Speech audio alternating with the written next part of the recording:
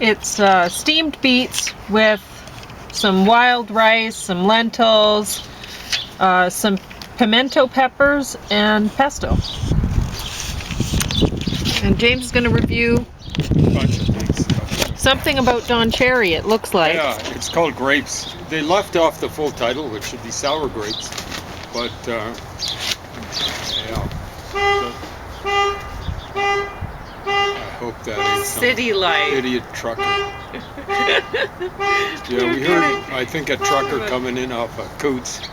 So anyone who's not acquainted with the geography of Alberta, Coots is the main border crossing between Alberta and the United States to the south, Alberta here in Canada, and it connects up to ultimately to the Alaska Highway.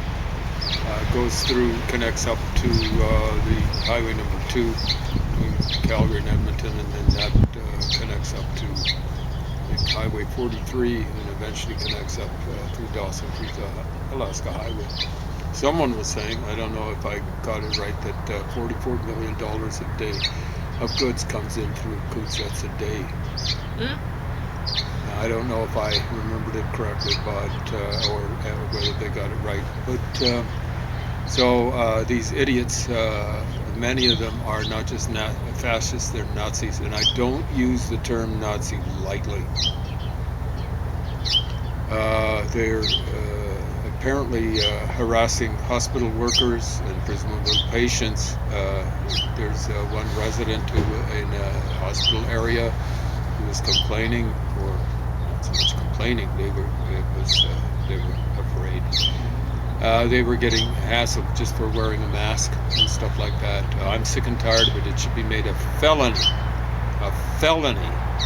to harass hospital workers and patients going into hospitals. It should be a serious crime to hassle anyone for wearing a mask during these COVID times, frankly, any time. So the other thing I want to see done is I don't want to see any violence visited on these violent sphincters in Ottawa and elsewhere. They're heading up to Edmonton to shut down the city core there. It should be made a crime. It isn't right now, but it should be made a crime to use any sort of a vehicle to disrupt traffic for a demonstration. That's just it. I mean, they're using their big trucks as vehicles to perpetrate crimes. Yeah. And I mean, I think what happens if you're a bank robber or something, like we were hearing on the radio about some bank robber who, I don't know anything about it, but they were caught because after robbing the bank because they wore their Fitbit.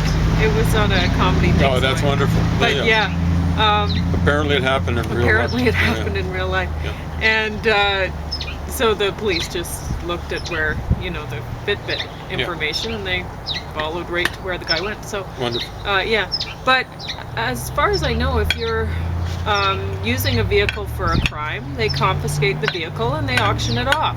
Like I want that done with every one of these truckers. People who smuggle drugs with boats and stuff. I guess that's what happens. They confiscate It's at least in the United States. Yeah.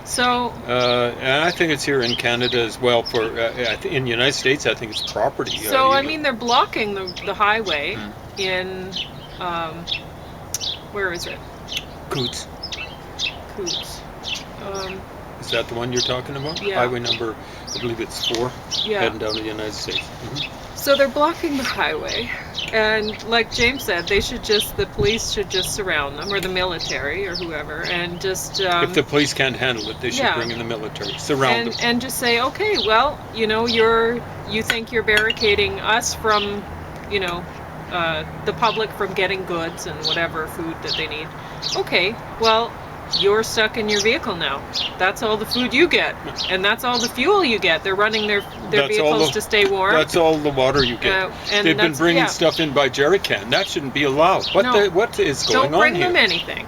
They're, if they're blocked, they're keeping everyone else from getting food and stuff.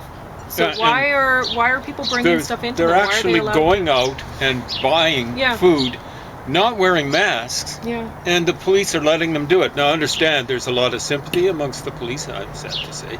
I went to one anti-masking, anti-vaxxing demonstration. I was I was maintaining social distancing. I had a mask on, and believe me, I was afraid of getting pounded out.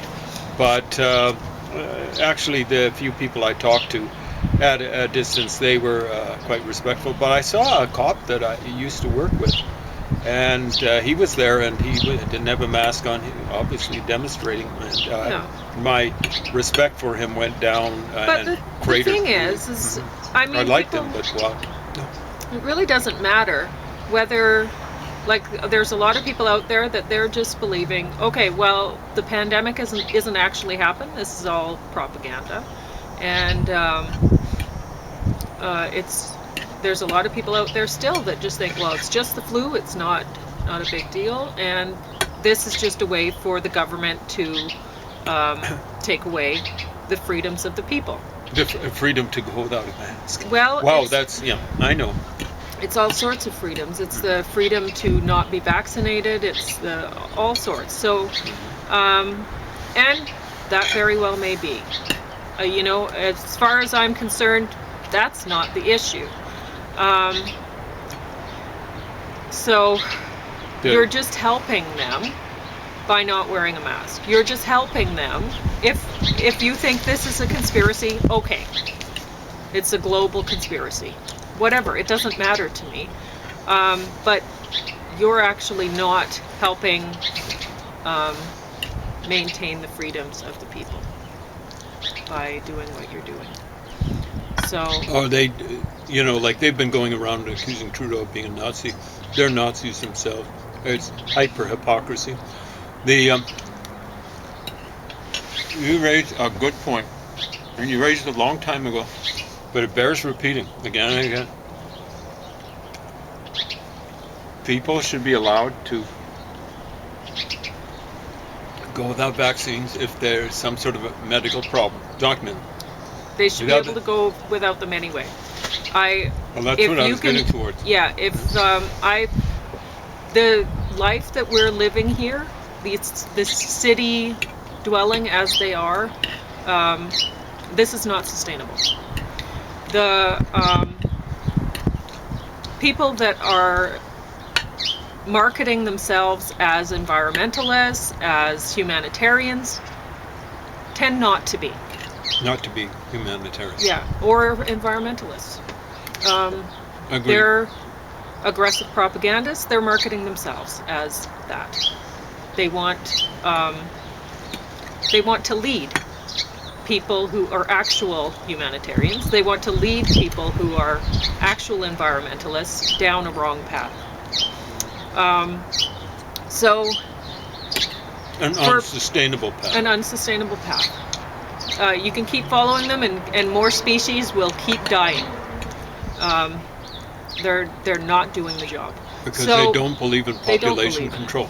Yeah, that's the only way to solve the environmental problem. So you mandate that people are only allowed to have at most 2 children per couple. That's it. 2 children. That's your replacement factor. If you have more than that many children, the population keeps going up and environmental problems keep becoming worse because we need to feed all of those people. We need to. They grow up wanting a new car. They grow up wanting a this, wanting a that. They have unlimited wants and unlimited needs, and they keep reproducing, and it's just more and more problem. But yeah, if you're a person who wants to move out to a farm and try to live sustainably, and stay out of everyone else's hair all the time. You have to stay out of the cities, not only to protect your family and yourself from the people in the cities that have various illnesses or whatever Not that just you COVID. might be bringing back to your family, but Stay out of- protecting the people in the cities too. Yep. Stay out of stores. Yeah. Grow your own food. You're going to have to be sustainable, and I'm all for that. You're actually, if you do that, you are a better global citizen than the people in the cities. But a lot of the people in the cities, they don't have that option. If you have that option, if you can get out there and do that, all the power to you. I strongly support you not getting a vaccine and living out on your farm sustainably. I strongly support that. But stay out of the city. You have to stay 100%. Out of the city. You stay out of stores where people don't have a choice. They've got to work there. Yeah. So anyway. So yeah, we support your freedom, but we also support our freedom from you. Yeah, well, I support the freedoms of the poor working people who are, frankly, they're seen as expendable crew members, and it's disgusting.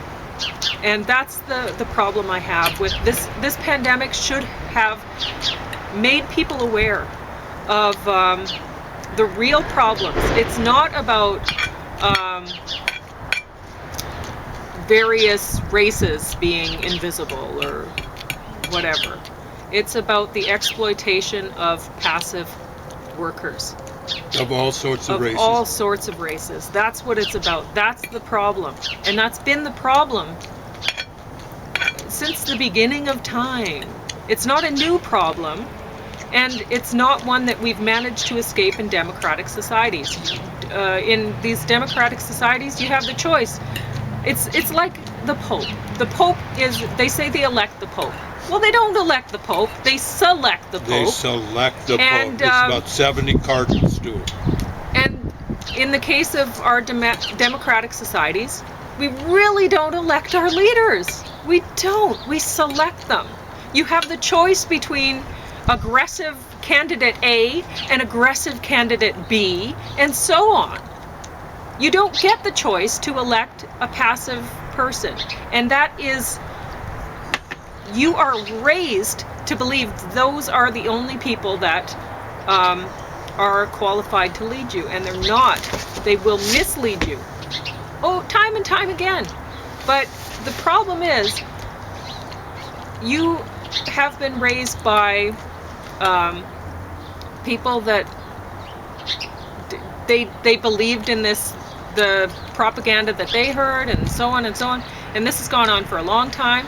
And then the children are sent to public schools where the majority of the teachers are aggressive propagandists.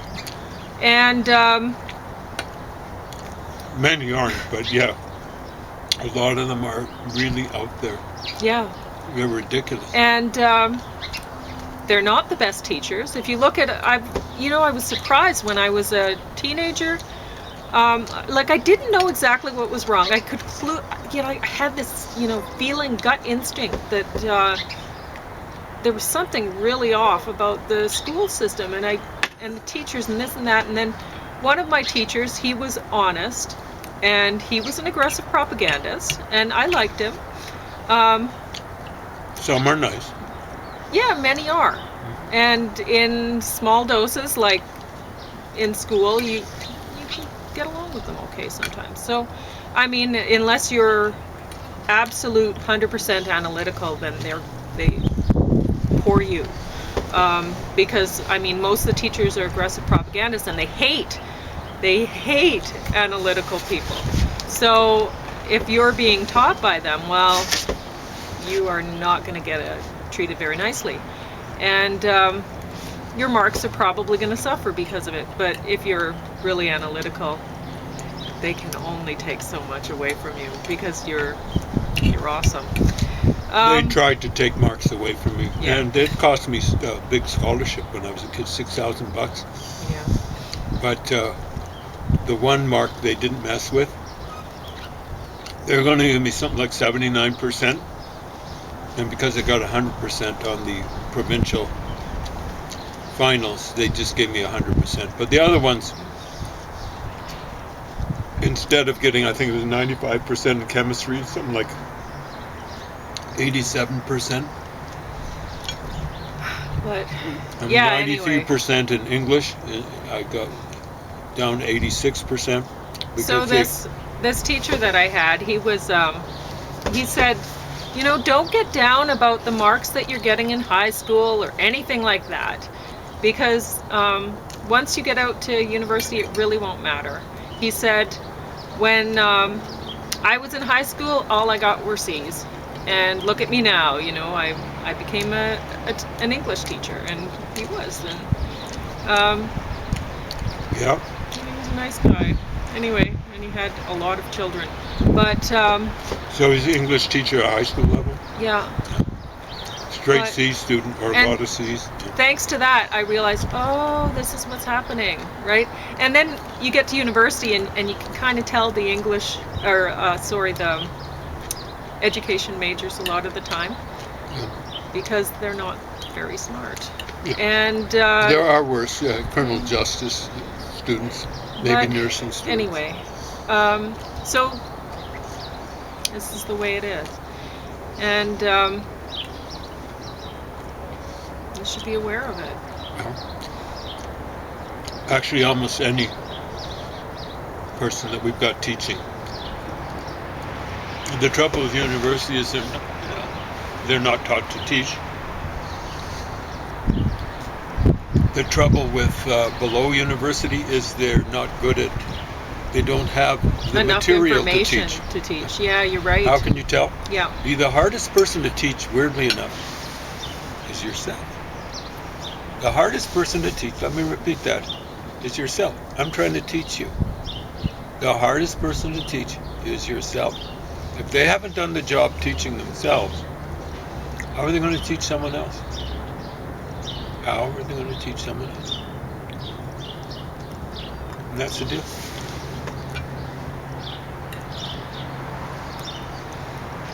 Yeah. Or at least, I should stress,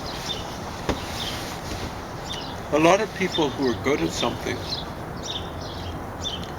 and they're child prodigies or something like that, they're not good at teaching. But people who've had to learn, or decided they have to learn as an adult, they're good teachers. And that's just the way it is, because they know what people have to do consciously to learn. When you've been taught something young, you won't necessarily know how to. People learn differently when they're young than when they're older. So that's one thing I want to stress. So you'll get great football stars, particularly quarterbacks, who tend to be lousy coaches. So much I'm afraid of it was picked up when they were young. Wayne Gretzky, the greatest hockey player ever. Lousy coach, you know. Not his fault. It's just he learned so much of it while he was a child.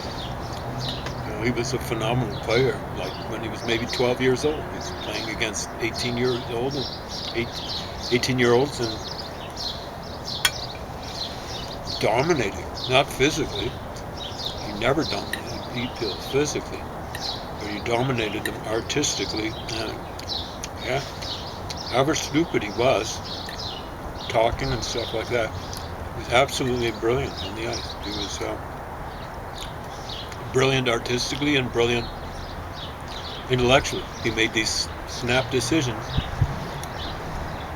So what were you going to say about Don Cherry grapes? It's It's just funny. I noticed that picture of his dog, Oh yeah. and one of our dogs the other day, he got an allergic reaction to Oh yeah. a fabric. I don't know. Maybe it was something on the fabric or something. No. And his face swelled up, and he looked like that. Only like his eyes were all swollen and stuff. Yeah, I didn't and I was see the like, oh swollen my one. gosh. Yeah. And so I looked on the internet and found out it was allergic reaction. So I gave him a bath, and he still had blotches, hives on him, Yeah. and red, So, know, yeah, but his ordinarily- swelling went down and stuff, and he was okay. Ordinarily, Opie, our dog, Yeah. who looks a bit like this, is a handsome It's dog. very This handsome. is a homely dog. You know, it's kind of wise of Don Cherry to have a dog like this, because it makes Don Cherry not look so homely. You know? Actually, But he's an okay-looking guy. anyway. But yeah, this is a succession of dogs, apparently blue, and everyone assumes that it's a boy dog, but I think every time it's a girl dog. Oh, really? I'm afraid with the kind of jaw structure these kind of dogs have, if it was a boy dog and got a little bit out of control, someone might suffer. So the thing I like about it is the pictures. This doesn't come recommended, so I'll show you the pictures. Yeah. Here's Don Cherry back in the day, looking aggressive. Here he is looking a little less aggressive there, and he's wearing a dress there. Well, it's actually a kilt, but it looks as though he was a bit of a drummer in a band or something like that. Here he is with his mom, poor thing. Here, Opie. I think she only had 2 sons. And you can see here's the more responsible older boy, and here's the irresponsible Don Cherry there. But you can see, you know, like if you get dumb critters like dogs, see, you can see who the dog loves. It's Don Cherry there. You know, like dumb critters like the players that he had, Bobby Schmotz and Dallas cool. Smith and. Here, hey? You know, Mike Milbury actually was a university guy, but John Wensick, you know, like here he is knocking down one of his future players. Me knocking down Jean Rattel. Now it's said that Don Cherry is racist and stuff like that, and you know, one of his best friends is a guy called Carol Vadnais, and Carol Vadnais is, and I think he still is, French Canadian. So I think that should be pointed out.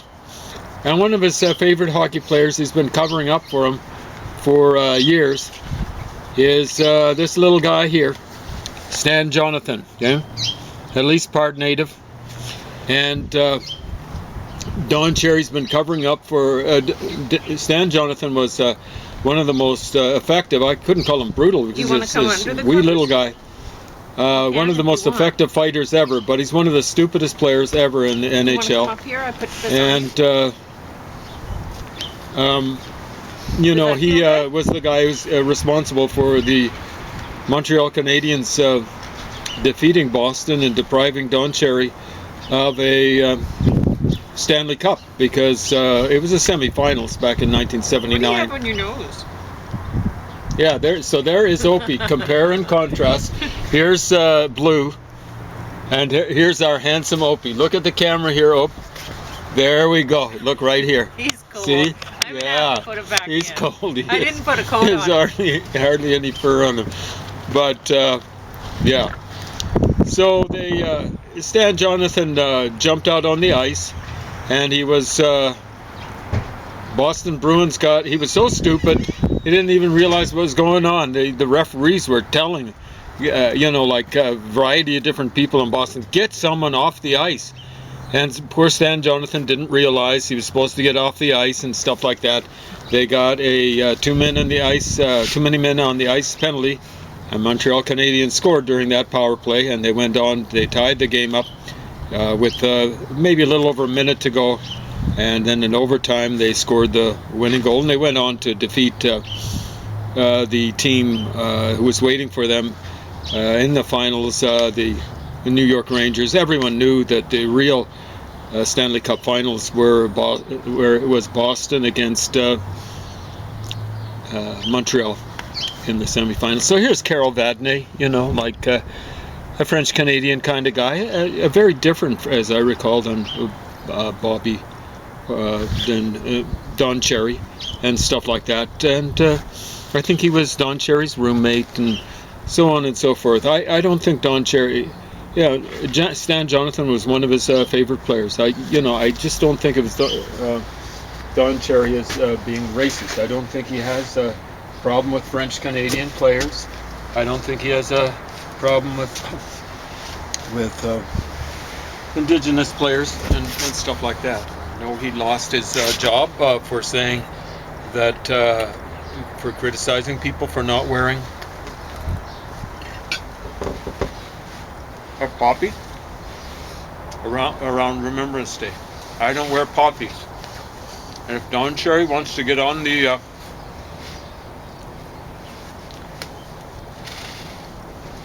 on the boob tube and criticize me. He has a right to. You got that? He has a right to. I don't have anything against wearing poppies. I just don't happen to put one on. And people who come from other countries, they're here. In so many cases, they're refugees who are looking for a better life. The reason why we've got a better life in terms of democracy is because people died. People died World War I, World War II, Korean War, yes, the Korean War, Vietnamese War, yes, the Vietnamese War. And they've died in Afghanistan and Iraq to try and maintain freedom here in Canada and to maintain it elsewhere. And generally they've done a pretty good job.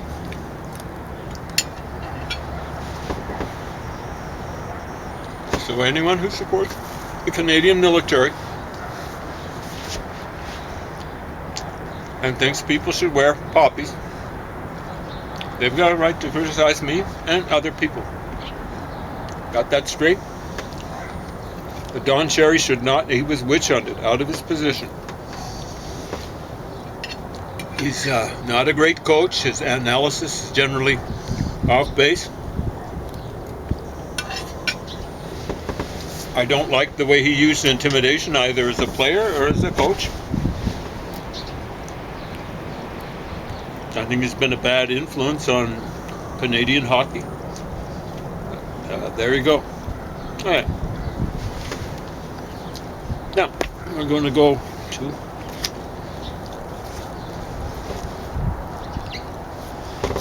the brothers. Now, I got a confession to make. I'm going to be following up on this one. So I haven't read all of it. About 15 pages of the notes at the end I haven't read. Shame on me. I'm going to finish it up. And a lot of people don't read the notes and stuff like that. But hold on to your hard hats, your helmets. Put in your mouth guards. Fasten your safety belts, okay? Because this is the brothers. Yeah. So these people are supposed to be the Dulles. So this is John Foster Dulles and this is Alan Dulles. They were bros and they were important figures in the American government during very early 1953 and very early 1961. So basically the late 50s, middle to late 50s. This guy, John Foster Dulles, was the Secretary of State, as I recall, is the term. He's responsible for foreign affairs in the United States. And Alan Dulles, during that period, was the head of the CIA. John Foster Dulles, I don't think he quite made it to the end of the Eisenhower administration. He got sick, and I think he died a little bit before it ended. And this guy is very critical. John Foster Dulles, Alan Dulles, and their secret World War. Hey, the Cold War was a world war, and it wasn't secret. I think I'm. Well, it's still going on. Well, it's been revived by Putin, and